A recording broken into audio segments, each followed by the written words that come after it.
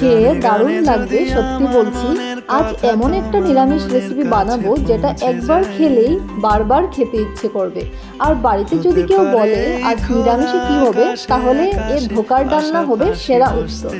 প্রথমে ছোলার ডালকে 5-6 ঘন্টা ভিজিয়ে রাখুন, তারপর ডালের সঙ্গে আদা আর কাঁচা লঙ্কা দিয়ে ভালো করে বেটে নিন। এবার কড়াইয়ে একটু তেল গরম করে কালো জিরা আর 1 চিমটি হিং ফোড়ন দিন। এরপর দিব হলুদ, নুন আর অল্প চিনি।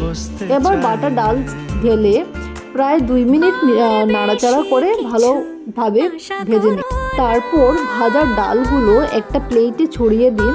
আর একটা কথা মনে রাখবেন, পুরো ঠান্ডা হওয়ার পরেই কাটবেন। এবার ধোকাগুলোকে সোনালি রং করে ভেজে নিন। এবার তৈরি করি ঝোল। কড়াইয়ে তেল দিয়ে এলাচ, দারচিনি আর শুকনো লঙ্কা ফোড়ন দিন।